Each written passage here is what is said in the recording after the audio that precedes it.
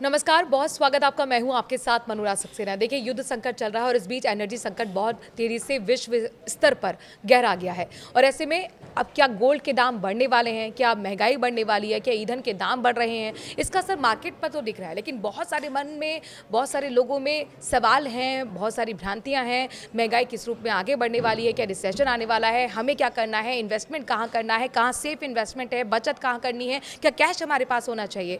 ये हर एक सवाल का जवाब देने के लिए हमारे साथ फाइनेंस एक्सपर्ट जुड़ गए हैं। शरद कोहली जी, बहुत स्वागत, वेलकम। और इस बार ना हमारा रैपिड फायर रहेगा, मतलब मेरा छोटा सा सवाल उसका आपका जवाब होगा, जैसे कि बहुत इजी वे में, लेमन की भाषा में हम जनता तक अपनी बात पहुंचा पाएंगे। तो शुरू करें जी। तो मेरा पहला सवाल है कि जैसे कि इंपोर्ट ड्यूटी बढ़ा दी गई है, 15% गोल्ड पर लगा दी गई है, तो क्या 1 लाख से नीचे गोल्ड के दाम आ सकते हैं? अब चांस कम लगते हैं, क्योंकि 1,50,000 से 1,60,000 हो गए हैं और अब इसको 1 लाख आने के लिए बहुत बड़ी गिरावट देखनी पड़ेगी, जो मुझे फिलहाल चांस कम नज़र आता है। क्या बढ़ेगा गोल्ड, और बढ़ेगा तो कहाँ तक जाएगा? बढ़ेगा तो कहीं भी जा सकता है। हम लोग इसको बोलते हैं डाउन साइड रिस्क बहुत कम है, 10 से 15% का है, पर अपसाइड अपॉर्चुनिटी बहुत बड़ी है। ऐसा नज़र आ रहा है आने वाले 2 से 5 साल में ये कहीं भी जा सकता है।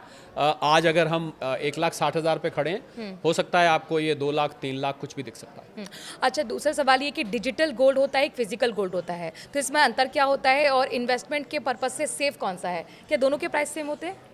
देखिए, रखने के लिए अगर आपको शुद्ध गोल्ड मिल रहा है और रखने की जगह अच्छी है, फिर तो फिजिकल गोल्ड अच्छा है। परंतु अगर आपके पास रखने की जगह सुरक्षित नहीं है, या आपके पास प्योर गोल्ड लेने के संसाधन नहीं है, आपके पास सोर्स नहीं है, तो फिर इसके लिए आपको इलेक्ट्रॉनिकली, आजकल EGR नया आया है जिसको इलेक्ट्रॉनिक गोल्ड रिसीट्स बोलते हैं, वो आप ले सकते हैं।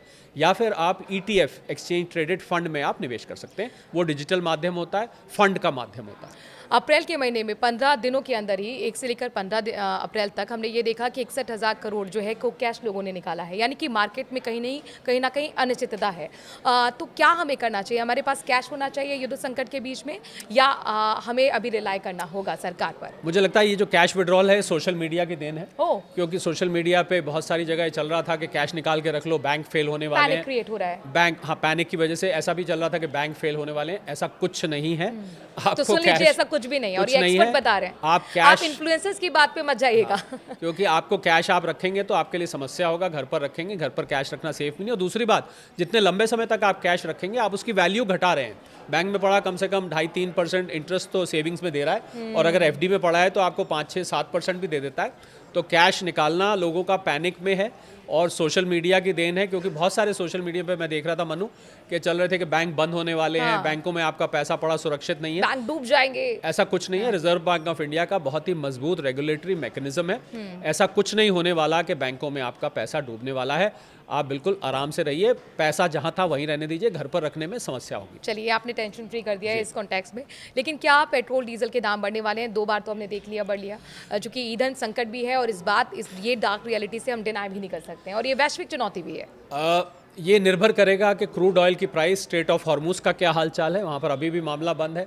उसके बाद क्रूड ऑयल का क्या हाल है, इस पर निर्भर करेगा। अगर क्रूड ऑयल यहाँ से, अभी आज हम बात कर रहे हैं, $104-105 पर है, अगर ये फिर एक बार $110 से ऊपर जाता है, तो सरकार को या ऑयल मार्केटिंग कंपनीज को मजबूर होना पड़ेगा, क्योंकि उनकी अभी भी 700-750 करोड़ प्रतिदिन की अभी भी अंडर रिकवरी, यानी कि उनको नुकसान हो रहा है। हालांकि लोगों का ये कहना होता है भाई, जब सस्ता था तो हमसे हायर दाम लेते रहे, अब जब महंगा हुआ तो इसके फिर बढ़ा दिए, तब आपने कम क्यों नहीं किया, वगैरह वगैरह। वो एक अलग बात है।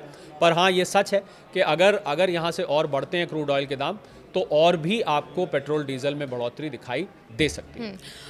इन्वेस्टमेंट करने की जो इस वक्त सोच रहा है, सेफ इन्वेस्टमेंट कहाँ है?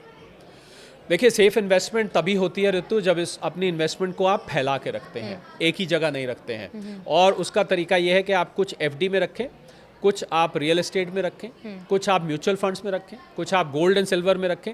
इन 4-5 जगह अगर आप फैला के रखेंगे, तभी ये सेफ कराएगा। होता क्या मनु कि सेफ के चक्कर में आप अपना रिटर्न कॉम्प्रोमाइज कर देते हैं। तो रिटर्न कॉम्प्रोमाइज मत करें, इसको फैला कर रखें।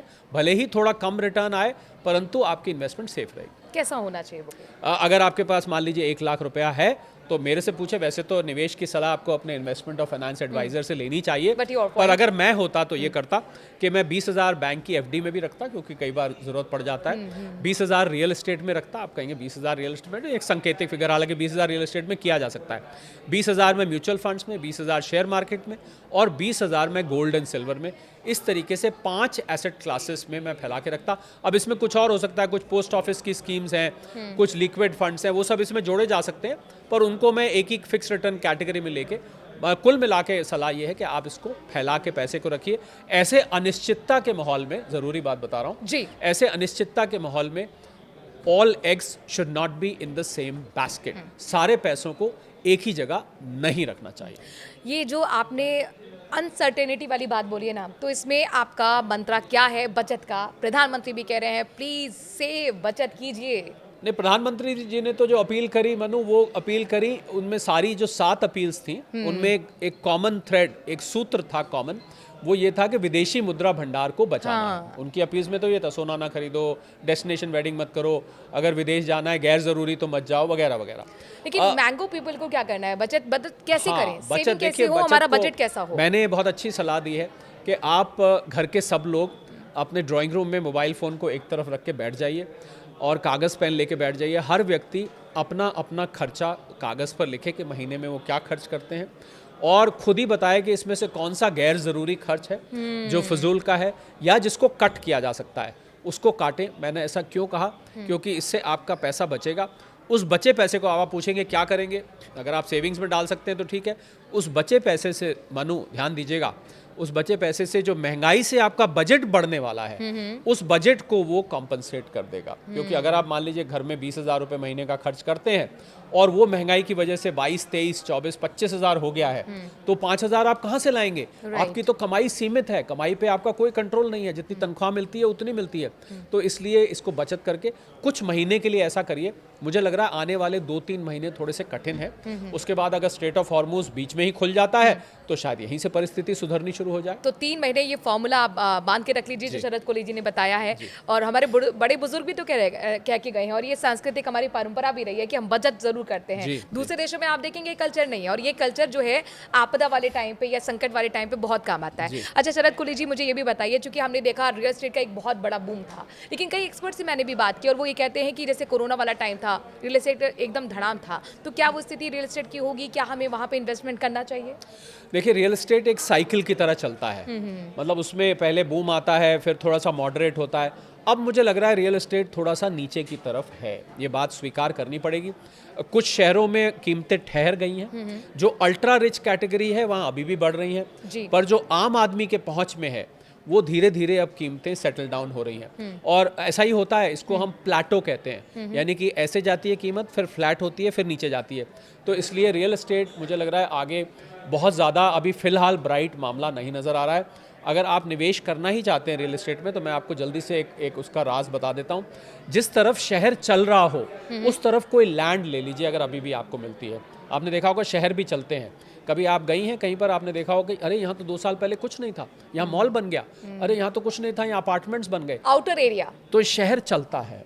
तो जिस तरफ शहर चल रहा है उस तरफ एक छोटी सी लैंड लेके अपनी निगरानी में, देख रेख में रख दीजिए, वो आपको 2-3-4 साल में अच्छे रिटर्न दे सकते हैं। आखिरी सवाल, महत्वपूर्ण सवाल है, चूंकि राहुल गांधी, जिस पर सियासत भी बहुत हुई, वो कह रहे हैं कि आर्थिक तूफान आने वाला है, क्या वाकई आएगा? देखिए, होलसेल प्राइस इंडेक्स जो हमारी 8.3 की आई है, वो धीरे धीरे रिटेल प्राइस में कन्वर्ट होगी। अगर स्ट्रेट ऑफ हॉर्मूज बंद रहा, क्रूड ऑयल के दाम लगातार ऊपर बने रहे, तो और रुपया कमज़ोर रहा, तो ये आने वाले 2-3 महीने वाकई में टफ होंगे। तूफान वूफान तो थोड़ा सा, क्योंकि अतिशोक्ति भी हो जाती है, जब राजनीतिक बयान दिए जाते हैं तो वो अतिशोक्ति में दिए जाते हैं, जिसको थोड़ा एग्जैजरेट करके दिए जाते हैं, परंतु हाँ कठिन ज़रूर है, इससे हम इनकार नहीं कर सकते। हाँ, अगर स्ट्रेट ऑफ हॉर्मूज खुल जाता है मान लीजिए हफ्ते भर में, तो क्रूड ऑयल के दाम एकदम नीचे आएंगे। जैसे क्रूड ऑयल के दाम नीचे आएंगे, आपको रुपया यहाँ से सुधरता दिखेगा। अगर रुपया सुधरता दिखा तो ये जो महंगाई धीरे धीरे सीपेज की तरह बढ़ रही है, ये आपको वापस होती दिखाई देगी। रुपया की करेंटली कंडीशन को देखते हुए क्या ये हो सकता है, चूंकि मैंने ब्लूमबर्ग की रिपोर्ट ये बता रही थी कि आरबीआई आगे आने वाले समय में रेपो रेट बढ़ा सकता है, यानी कि कुल मिलाकर ईएमआई बढ़ सकती है, क्या ऐसा हो सकता है? अगर महंगाई यहाँ से बढ़ी, पर अभी मुझे लग रहा है आरबीआई रेपो रेट एकदम तो नहीं बढ़ाएगा। अगर महंगाई यहाँ से 4%, 5% से ऊपर जाती है, फिर आरबीआई इस पर विचार कर सकता है। पर आरबीआई में आपको बताऊं, स्वयं एक आध दिन में कदम उठाने वाला है। इसको रूपी डॉलर स्वैप कहते हैं। जब रुपया ज़्यादा नीचे जा रहा होता है तो वो कुछ डॉलर अपने भंडार में से छोड़ देता है, जिससे कि ये प्राइस स्टेबलाइज हो जाती है। इसीलिए आपने देखा होगा 96-97 पहुंचने लगा था, अब फिर वो 96 से थोड़ा नीचे आया जी। तो मुझे लगता है आरबीआई इस पर नजर बना के रखता है। आरबीआई मॉनेटरी पॉलिसी कंट्रोलर है और वो इसको आउट ऑफ कंट्रोल आगे नहीं जाने देगा, ऐसा मैं उम्मीद करता हूँ। तो कुल मिलाकर आपको पैनिक नहीं होना है, अपने पर संयमता बरतनी है और जो सेविंग वाला फॉर्मूला मंत्र दिया है ना शरद कोलीजी ने, उसे आपको अप्लाई करना है। Thank you so much. My pleasure, thank you. आपका कोई सवाल है तो ज़रूर लिखिए, उसका भी हम रैपिड फायर क्वेश्चन में शामिल करने की पूरी कोशिश करेंगे। और ये जानकारी आपको अच्छी लगी तो शेयर भी कीजिए। नमस्कार।